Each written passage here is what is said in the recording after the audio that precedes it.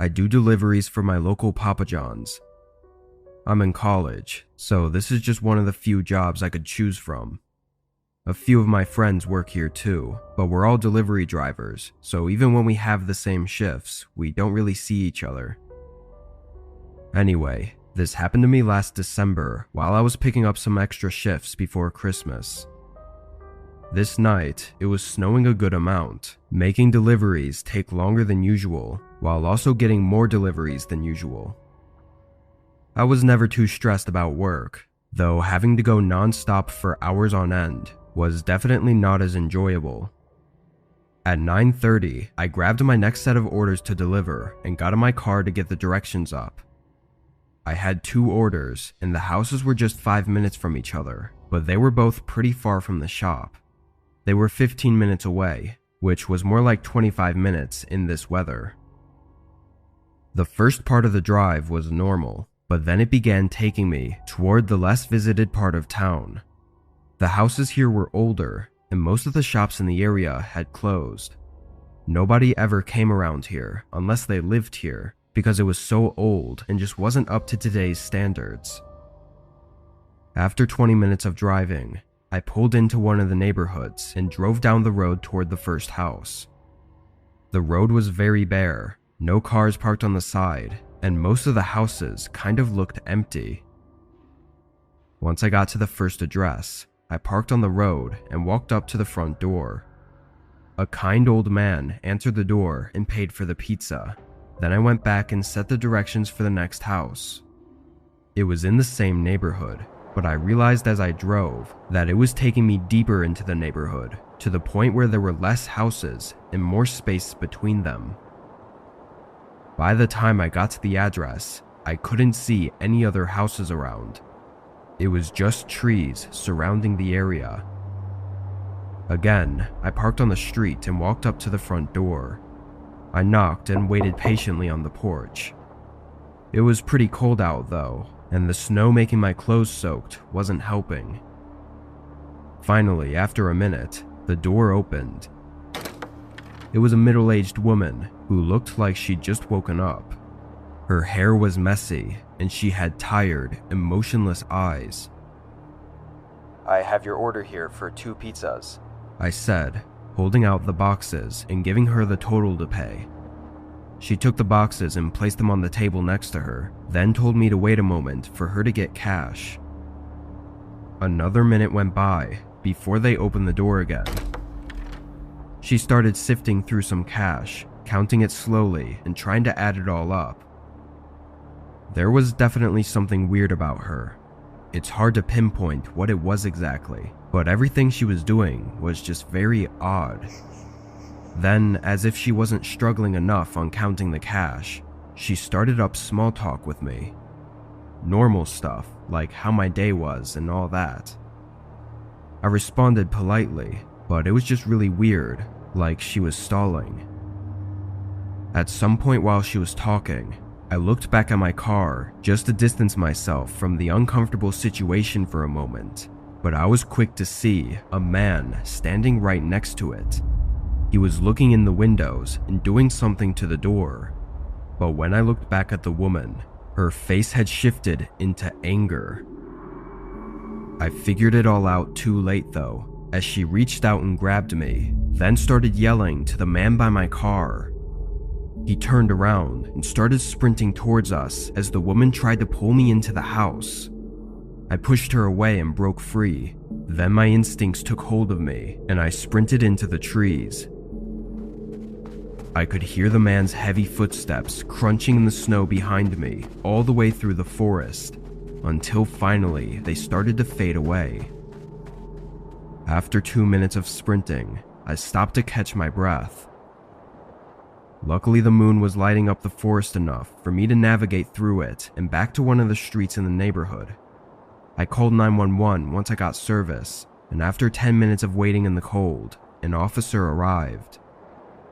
Another patrol car went to the house, finding the man outside in the act of trying to break into my car.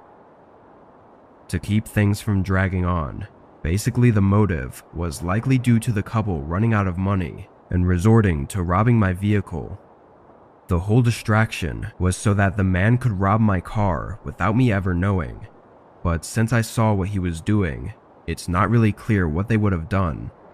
Maybe they would have just let me go, but it's obvious I would have reported them, so I don't think it's likely they would have.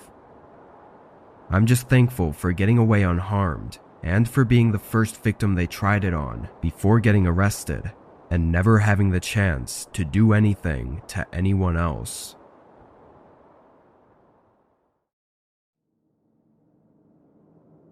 This was just last winter, in early February. I was driving to my next DoorDash order. I was a bit tired, as I'd been driving for the last 4 hours, and it was almost 12 a.m.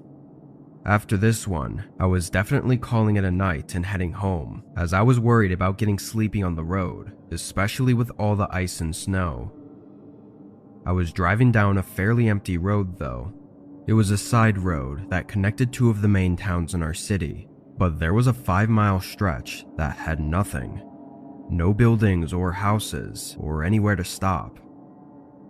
As I was driving down this section, I don't really know what happened, but I just got hit with a wave of tiredness that made me lose focus on the road for just a few seconds, but that was all it took, I guess. I hit a patch of ice and slid toward the side, and although I fully woke back up at this point, it was too far gone. I tried to steer back onto the road, but my car just slid straight off and into the small ditch between the road and the woods. It wasn't a bad crash at all, since the snow lightened the impact, but it still made me a little shaky, and I knew right away that it was going to be impossible to get out of this. My car was stuck on the incline of the ditch and in thick snow. I didn't even bother getting out to try and see how bad it was, though I did test my luck at trying to maneuver the car to get some traction, but if anything, I just made it worse. In the middle of trying to figure everything out, I noticed a car's headlights down the road. At first, I thought it was just a car passing by, but after a few seconds, it was clear that they weren't moving. Someone must have just been parked down the road with their headlights on, which I found to be a little unnerving at the coincidence of it being on this long, empty road. They weren't close enough to have stopped to try and help me, but they weren't far enough either to not see my headlights. I pulled out my phone and called my dad, knowing he'd still be awake and hoping he'd be able to help me. I'd never been in a situation like this, so I really didn't know what to do. He said he would call roadside assistance and then drive down to wait with me. I thanked him and felt relief knowing he would be down here in just a few minutes. I looked back out on the road, looking for the headlights from the car I'd just seen, but now they were gone. It was too dark to see anything that far without lights, so I didn't know if they'd driven away or were still there and had just turned off their lights. It started to creep me out the more I thought about it. I kept my eyes down the road, not looking away for more than a few seconds as I began getting paranoid. It was something about the silence as well that made it more uneasy, only hearing the wind outside my car and nothing else. Then, after 3 minutes of waiting, I saw a figure walking toward my car.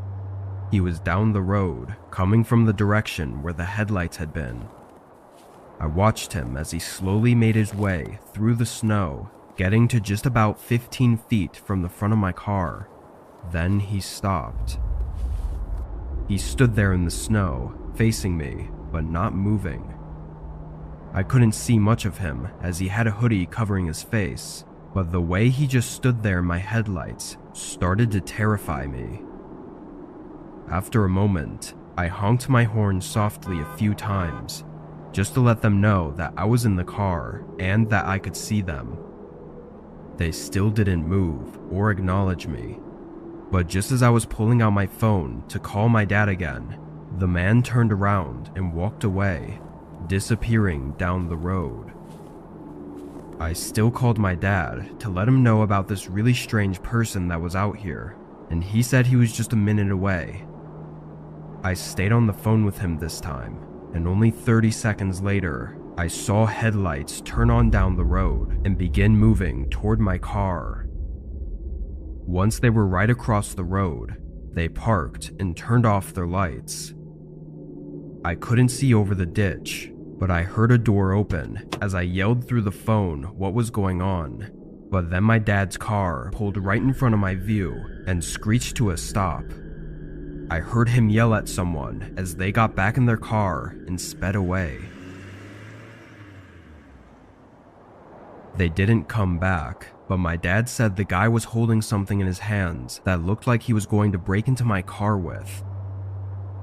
Everything went okay after that though, and the car ended up not even having much damage to it. I'm not sure what was about to happen that night, but I know I'm really lucky to have not found out.